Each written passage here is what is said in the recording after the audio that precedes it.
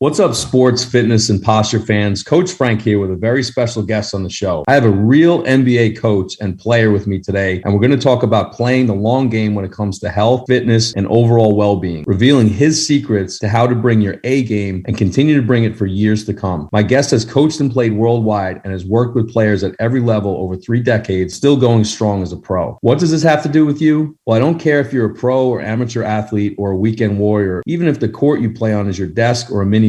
My guest has some advice you absolutely need to hear. So lock in and get ready because I'm going to open up the full court press with all of it just for you right after this. Stick around. Game on, sports, fitness, and health fans, with another episode of the Sporting Good Posture Digital Radio Experience. Gear up for Coach Frank's advice from the sidelines as he helps you crush your game. No matter what sports, health, or fitness game you play. Hey, this is Coach Frank. I'm sporting good posture. What are you sporting? Hey, Coach, what do you got for us today? Welcome back to another episode of Sporting Good Posture. Coach Frank here, and I'm pretty excited about my guest today.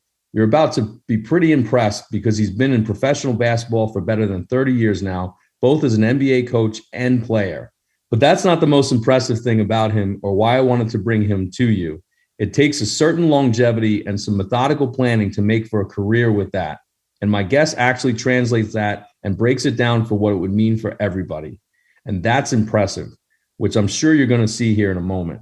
So stay tuned with me because you're about to get a slam dunk of advice to bring your A game, no matter what life game you're currently trying to play, right after this short message. We've all said it. We've all felt it. My feet are killing me. But did you know foot and ankle pain turn out to be more than just discomfort or inconvenience? That's why the Foot Leveler system is now part of the Posture Care Center at Ideal Health and Wellness. Whether you work on your feet all day or even if you're just up and down, your feet and ankles are part of your basic structure and mean everything to how you function throughout the day. The reason? Posture. It's super simple. Most people think of posture as standing up straight, but don't realize that standing is part of it, making the feet and ankles just as important as the spine itself. Your feet and ankles are part of a blueprint Mother Nature designed for your most basic functions, making posture support from the ground up totally essential. Perhaps you found a pair of inserts from the store and maybe even got a little relief, but relief doesn't correct the problem. In fact, it ignores it altogether, making it all the worse. Even if the retailer allowed you to self-scan your feet, it won't take into consideration your specific posture and support issues. Going to a retailer or even a foot care professional may provide relief on the short term, but for the best support, overall posture needs to be evaluated. If your feet are giving you issues, or if your overall posture just doesn't seem right, your next step is a Foot Leveler's 3D digital foot scan and posture screening at Ideal Health and Wellness Center. The Foot Leveler's program is designed to get at the postural issues that are blocking your ideal function and handle the trouble at its source. The result is a custom set of inserts that last years instead of months, customized to your foot and your current footwear too. But with Foot Levelers, you'll also have better posture, and with that comes better function. Don't wait. Generic inserts wear out, and so does your basic structure. Support your posture the way it was designed, customized to you. Get your Foot Levelers 3D digital scan and posture screening today, free, and see where your future posture stands. Call 615-567-6683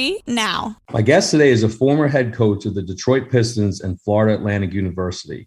He brought to West End more than 20 years of basketball experience as a coach, player, and front office executive. In his first season at Vanderbilt, he made an impact immediately in Nashville, helping the Commodores secure an NIT bid, the first postseason appearance since 2016-2017.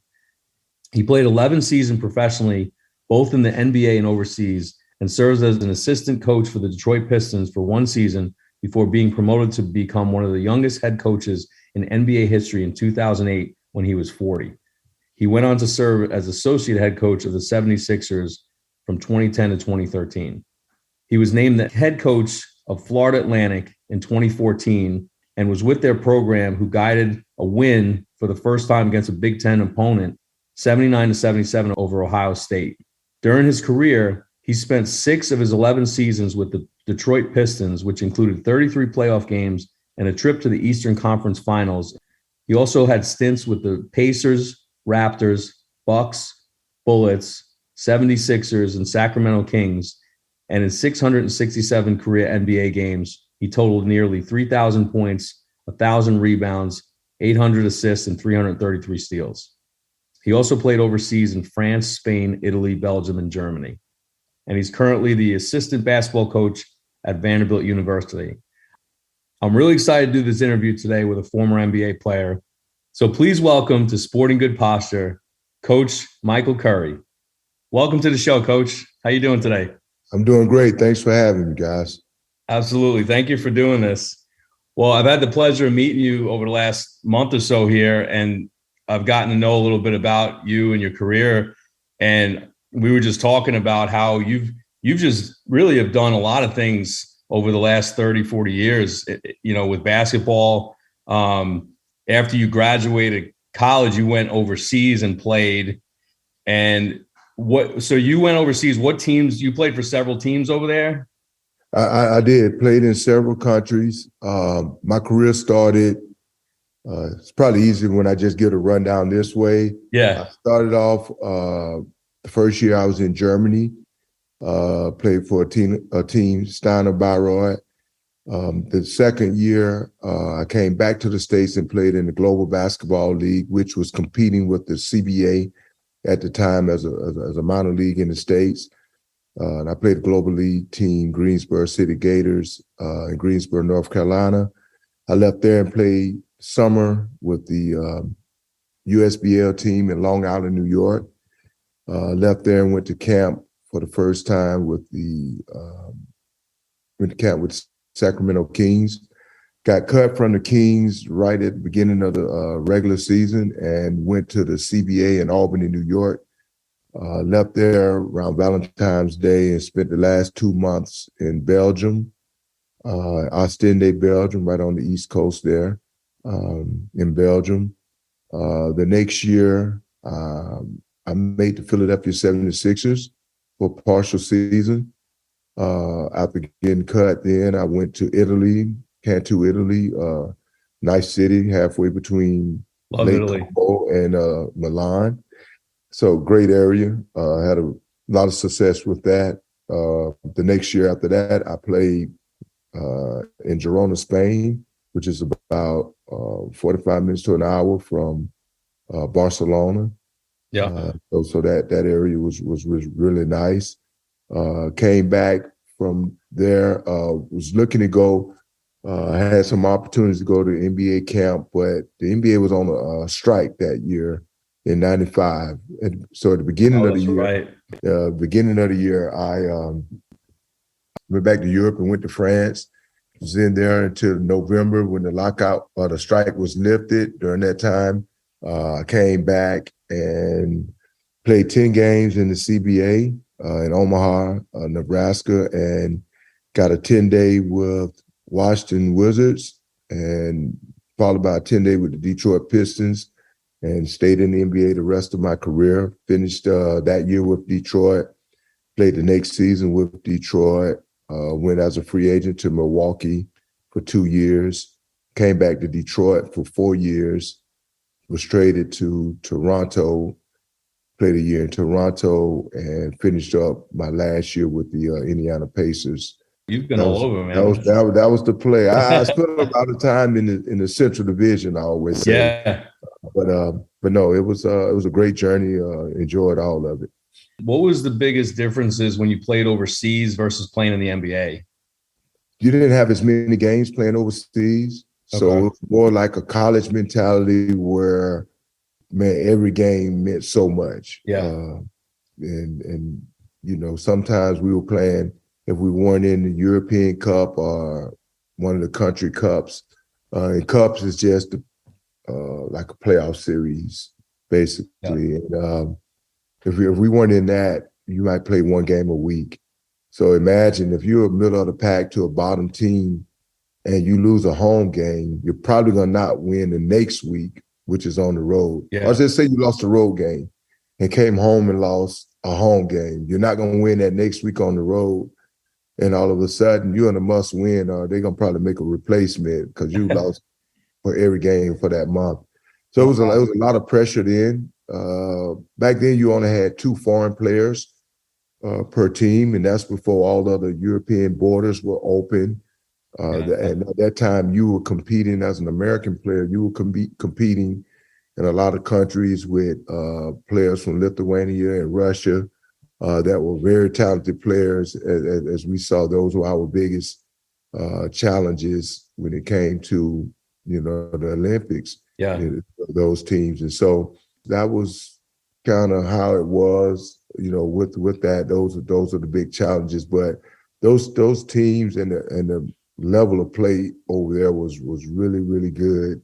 You just didn't have as much of a margin of error because you weren't playing as many games each week. Yeah, that makes sense. Now, you mentioned earlier when we were talking about that's when you first went to Europe is when you first kind of got introduced to different techniques for staying healthy and training. Can you go into that a little bit? Because I know in the 90s is when that kind of started becoming more mainstream with having more health facilities, there on site and things like that.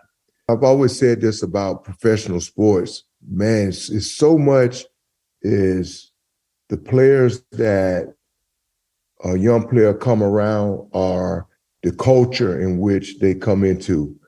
Can you really, make the path, really put a player in position to have success or have a successful career? I was lucky. I got with a player by the name of Bo Dukes, who was one of the top point guards in Europe at that time. I think Bo in his 13 years won 8 championships in Europe and Asia. That's impressive. So yeah, he was very impressive and a very good showman. But he was the one that began to teach me about, getting in the whirlpools and the hot and cold tubs and the sauna and massage and the extra stretching. Because I was young coming from college. You didn't stretch. If you sweat a little bit, you were loose and you just went about playing. Right. And then you just begin to learn now because now I'm around an older guy, and he showed me a video in which, Kareem Abdul-Jabbar talked about stretching. He was always ahead of everyone when it came to yoga and stretching. And he talked about like an hour stretching session was equivalent to whatever he could do for 2 hours on the court, but it protected his body. And so I learned then, and with Bo, and as I began to make my path as a professional player, that I couldn't do everything on the court when it came to conditioning and taking care of my body. And so water therapy became really big, the additional stretching. We weren't doing yoga at that time, but or Pilates, which kind of like, but, I did everything when it came to aerobics and water aerobics, a lot of water therapy. That was the big thing. Getting water therapies and doing water therapies and hot cold tubs and swimming. In the early 90s, that was a big part of your taking care of your body and recovery. Yeah, and I think people don't always think of swimming, but it really is a great sport. It's a great training method because it's easy on the joints. And it's good for both really strength training, flexibility, and for your cardio. So I think swimming is one of the best things to do, especially for a rehab. My kids were talking about it recently because I've always said if I had to do it all over again, I would put my kids in swimming and soccer. If they decide to play basketball or football or baseball or whatever it is, I would put them in those 2 sports because you run all day in soccer, and there's some of the best conditions and athletes it is, and swimming is the best core and body tonement, especially for young people. They can figure out with what sport they really want to play. Yeah. But if they got the bases down in those 2, they were going to give themselves the best chance. I've always thought swimming was a great sport. And yeah, you're right. Soccer, you're always running. So you're going to be in shape for any sport that you play after the fact. So after you finished up in Europe and you made it to the NBA, and then you played from the mid 90s to the early 2000s in the NBA? Yes, 2005. 2005. And you played most of the seasons with Detroit. Now, mid 90s is when, the Bulls were one of the best teams. So you must have played against Jordan and Pippen and all those guys. What was that like going against them? Because they were in the Central Division then too, or they still are, but they were big in that division every year. What was it like playing against that Bulls team? Yeah, that Bulls team was outstanding. I tell everyone, and I'll backtrack to that, but in Detroit, I think in 2002 and in 2003, we won the Central Division. Yeah. And we won 50 games and won the Central Division. And in 2003, we were the number 1 seed overall. We were 50-32. In 96, we won 54 games in Detroit, and we were the 5th seed. Wow. Like it was 3 or 4 teams that was tied. So it was Indiana was up there. So Indiana. So the Bulls were number 1. Yeah. Then you had the New York Knicks. Oh, I'm a big Knicks fan. Yeah, they were really good. Yeah. Then you had the Miami Heat. Oh yeah. Because Pat Riley had gone to Miami at this time. That's right. And he left behind the Knicks team. So, yeah. And built the culture down there. You had Charlotte was good. The Pacers was good with Reggie and Rick Smits. Yeah. All those teams right there were really good. And then you had a young Washington team, Wizards team with Chris Webber and Juwan Howard. Oh yeah. So you had a lot of teams that were really, really good during that time. So it was really exciting and really, really tough. Well, especially winning 54 games is impressive, and then to only be a 5th seed, that just shows how much competition was out there. Yeah. And the Bulls were that much better than everybody else during that time. So they were getting like 60, even 70 win season. They were really good. Yeah. But I always thought that their defense and their communication on the court was as good. I know their offense, everybody talk about with Michael and his scoring. Yeah. I just thought that you couldn't run offense against them. Their defense was extraordinary.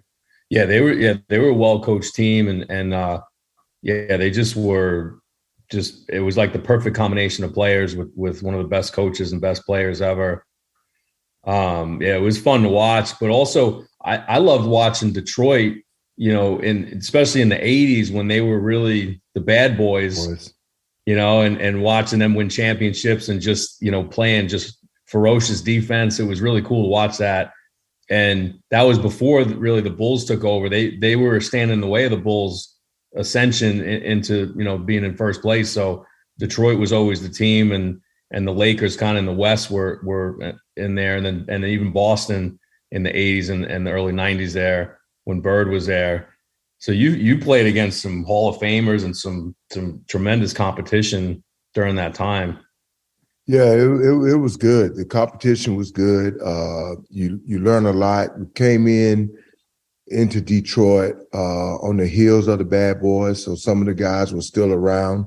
Yeah, and Joe Dumars and Rick Mahorn were on that team when we played. A lot of the things we talked about what we were doing in Detroit. With Arnie Kander, who was the strength and conditioning guy, who was ahead of the curve with a lot of the teachers. Arnie worked at a rehab facility. And if you remember, I think it was maybe the 88 finals when Isaiah Thomas hurt his ankle. Yes, I remember that. Against the Lakers. He did that summer rehab with Arnie Kander. Okay. And, because that was a really bad injury too. That was a really bad injury. And you're talking about finishing in July you finished the end of June, so you got July and August you're rehabbing, and man, September you right back at it. You got a training camp, and so it's a quick turnaround. And for a bad ankle injury like that, 2 months, is really nothing. Yeah, especially when for a guard. Yeah, for a guard who's quickness and all of those things. But Arnie came in and he became a fixture in the Detroit Pistons organization and kind of took over everything with the players and their bodies and strength and conditioning, and he just took that whole department over and just began to be a trendsetter throughout the entire NBA. Yeah, and you were saying now a lot of what he was teaching in the 90s is really what they're doing now in current NBA training facilities.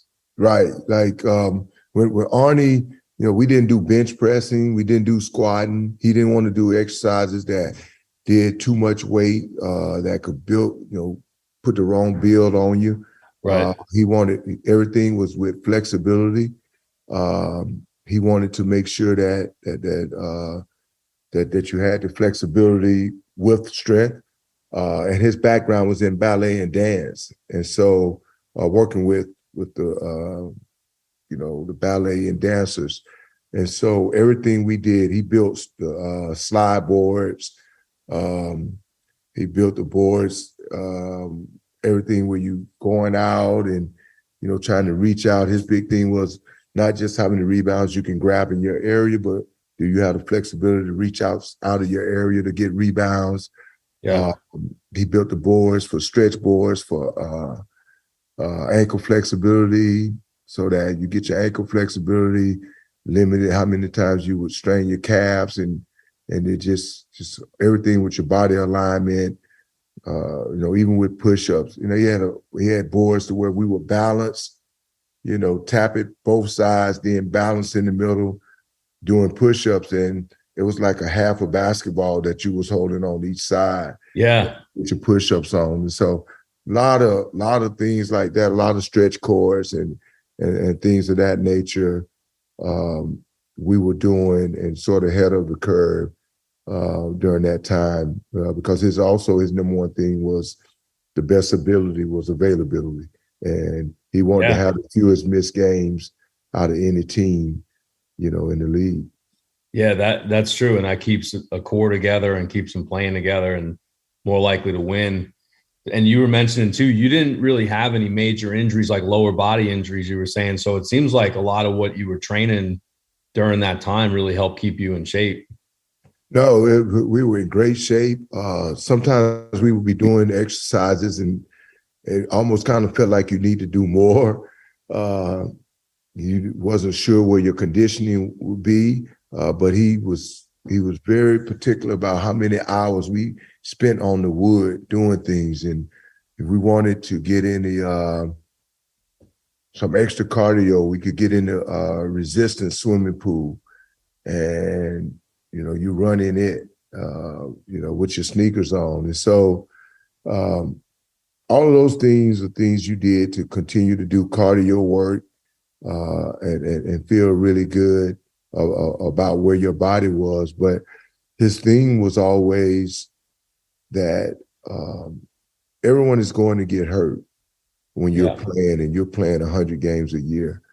The key to having your body in the best possible condition was going to help you when it came to recovery. And so that was how, and then that was a great indicator of where your body was, or how quickly you recovered from an ankle sprain, and things of that nature, calves strain, all those things that you weren't, and we never talked about missing games. Yeah. You always just say, hey, we're going to do everything we can to see if we're ready to play the next day.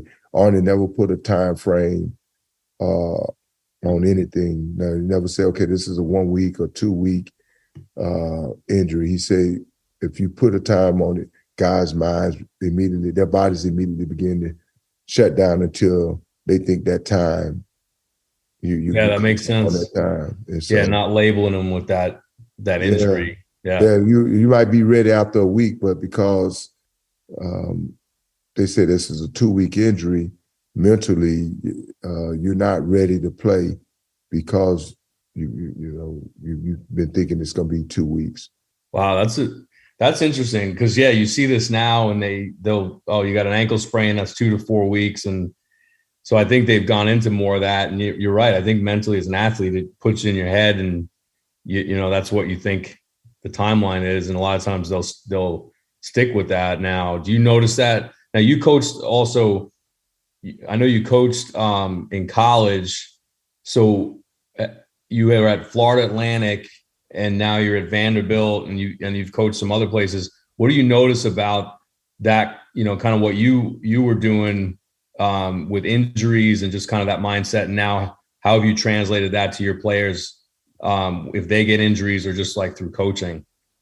Yeah, I think, one of the things on the professional level and even on the collegiate level, I think you have to spend a lot of time on hiring your training staff and your strength and conditioning staff, because what you want to do when it comes to your players is you want to be able to feel comfortable and put it in their hands.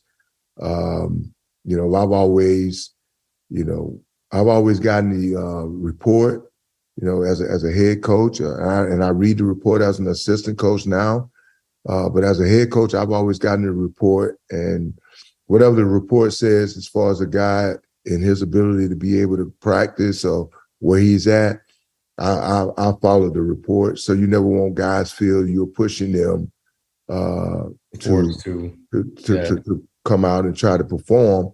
But my experiences also tell me that the better condition we're in, and not that we get ready to start training camp and we're going to run you in the ground and you're going to have injuries and setbacks. To me, conditioning is about consistency and what you're doing, on a daily basis over time. And then if you keep a good base, you're able to pick it up when it comes time to playing the games. And so because of that, I've been fortunate to be a part of teams, and we've never had a lot of major injuries. So I think a lot of that is from the off season, and also understanding how important it is with hiring that, your staff that's over that area.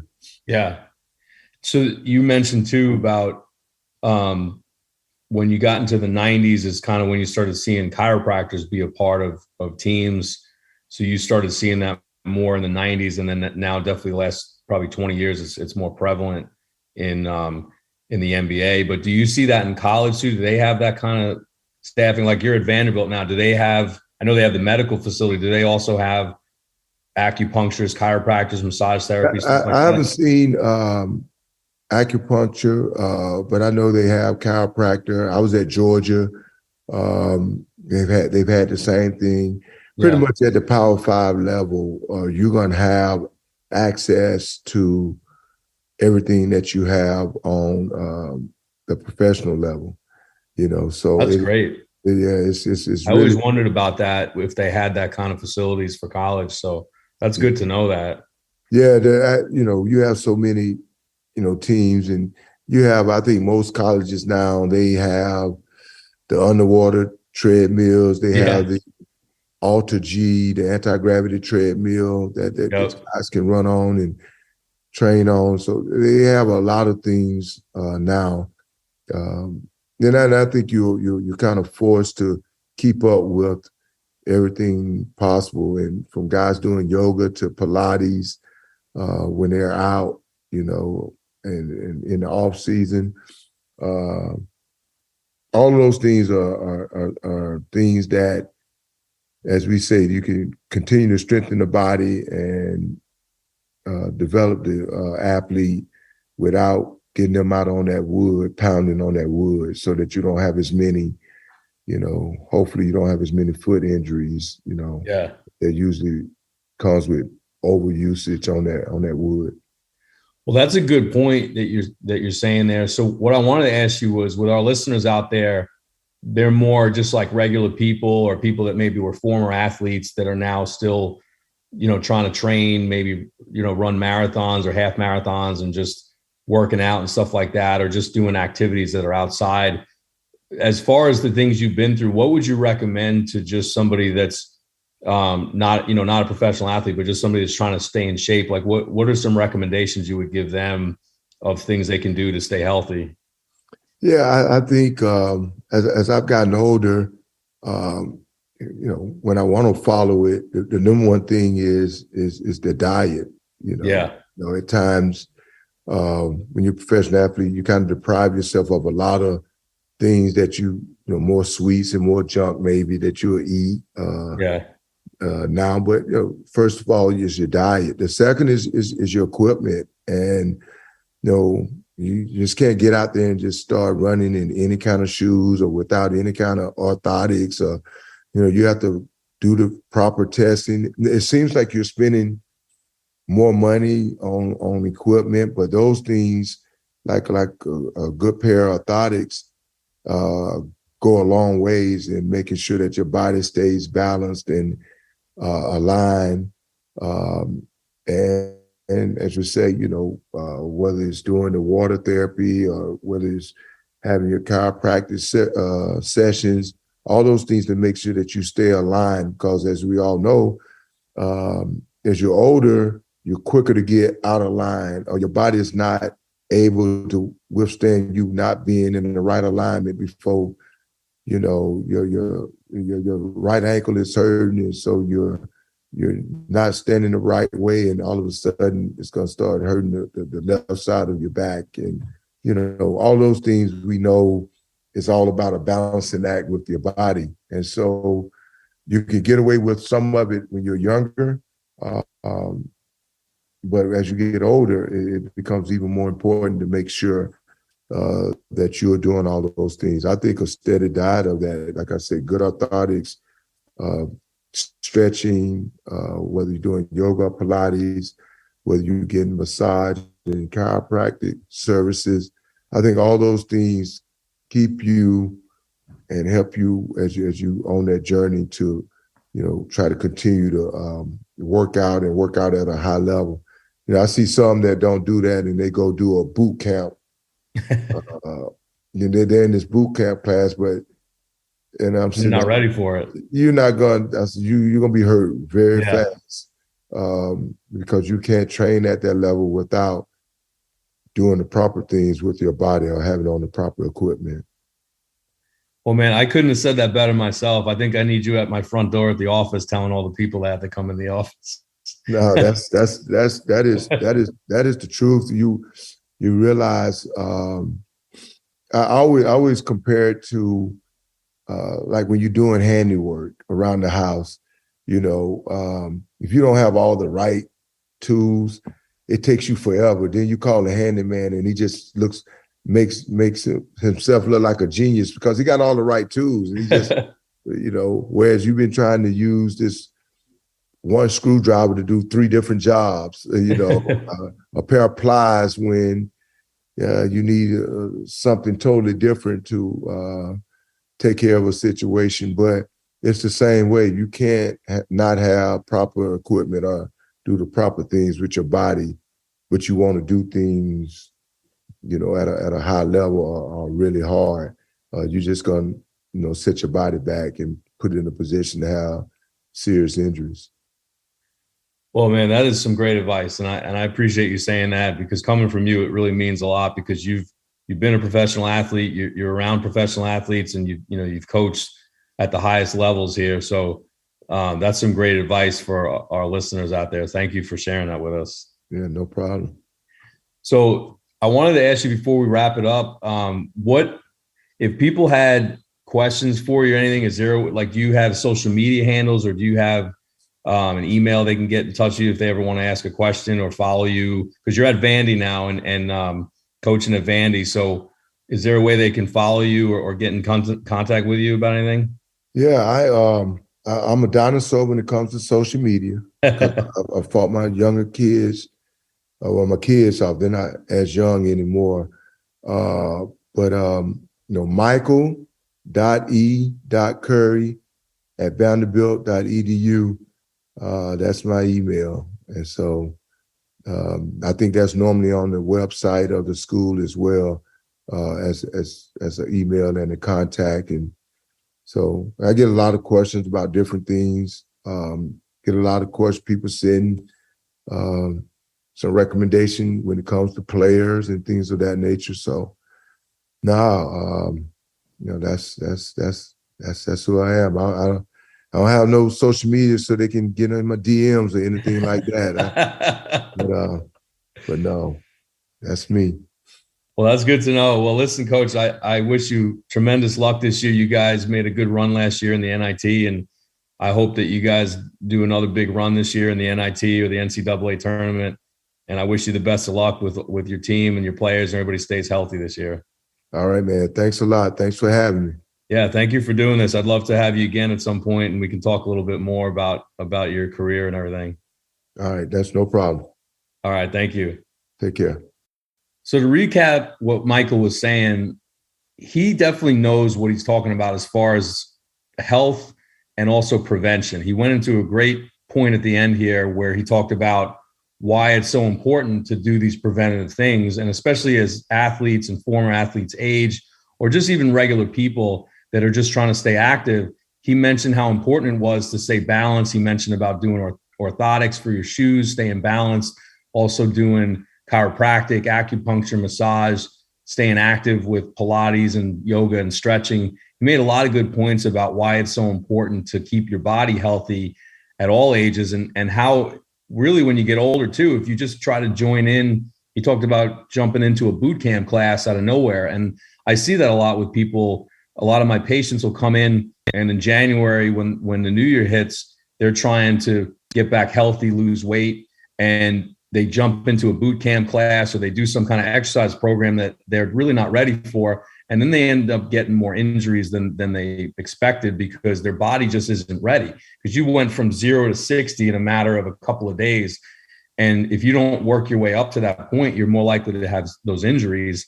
And like he said, with a good guy, that's a handyman that comes to your house, he can fix everything in a matter of minutes where it might take you hours because he has the proper tools and the proper training. And he's has the know it all about doing those things because he's done it and he's ready for it. Whereas a lot of people that jump into something, they haven't really thought it through. And that's something that I always offer my patients. I want to give you A, the accountability with our plans at our office, and B, have the guidance that you need so that you don't end up injured and you don't waste your time and money on something that doesn't work. We can all watch a YouTube video and try to learn how to lose weight or try to learn how to do an exercise. But really, it's important to actually go do it in person with somebody that knows what they're doing, go through the motions, really learn what you're doing before you jump into something, because otherwise you're bound to get hurt. You're bound to have a problem with your body, and then you end up back at square one. And he talked about really the preventative stuff that you do now is worth keeping you off the surgery table later. And that's something I see in my practice for many years, where people come in and they'll tell me, oh, you're the last stop before I go to get surgery. And there's times I can help people at that point where I can help them prevent that surgery. And there's times I can't because they had waited too long. So my hope is that people, when they're younger, they do the preventive things, even when they're not in pain, just to make sure their body's balanced throughout their life, to live the life they want, have less injuries, and just be happy and be able to do the activities they want to do. So if you're out there and you're thinking about doing some kind of program, or you're thinking about losing weight and you're not quite sure where to start, definitely contact me and ask me some questions. I need to know what you're about to do as far as any of these programs, because I want to help you. I want to be able to keep you healthy. And if you feel like your body's unbalanced, if you feel like you may not be ready to do one of those programs, definitely DM me, reach out to me at Ideal Health and Wellness Center on Instagram and at Ideal Health and Wellness Center on Facebook. DM me your questions about that. Because if you feel like you're not quite right, your body's kind of off, and you want to start one of these programs, come in and get screened. The best way to do that is find out if you're ready to do that kind of program. And before you step into something that's real serious and get injured, Why don't we figure out if you're ready for that? And I'll help you prep for that. If you're trying to lose weight, we have great programs like our lipo laser program and our chirothin program to help lose weight in inches rapidly, but in a safe way and effective way so that your time and money is well spent. So please reach out to me on Instagram and Facebook. Tell me what's going on, and I'll tell you what I think. We'll get you in, we'll get you screened, and we'll get you on the right road to health. If you haven't already, chirothin is a great program that we've done for the last few years. If you go back to season 4, episode 4, you can listen to me interviewing the founder of chirothin and listen to what he says about the program, why it works and why it's so effective at keeping the weight off afterwards, which is the biggest problem for people. So again, reach out to me on Instagram and Facebook at Ideal Health and Wellness Center, and we'll get you going with that. Remember, the coach's door is always open. This is Coach Frank. I'm Sporting Good Posture. How about you? The Sporting Good Posture Podcast is a broadcast wellness production powered by Ideal Health Wellness Center. All content copyright 2021. All rights reserved. Executive producer Frank Sardella. Coach Frank appears courtesy of Ideal Health Wellness Center in Franklin. For more information, visit sportinggoodposture.com and follow Coach on Instagram at sportinggoodposture. He's got the know-it-all. He's got the know-it-all. Yeah, why not? Dude, that's your inner Balboa coming out. Yeah, he's got the know-it-all. You know, Mick, I don't talk too good, so I do these interviews. I don't know what I'm talking about.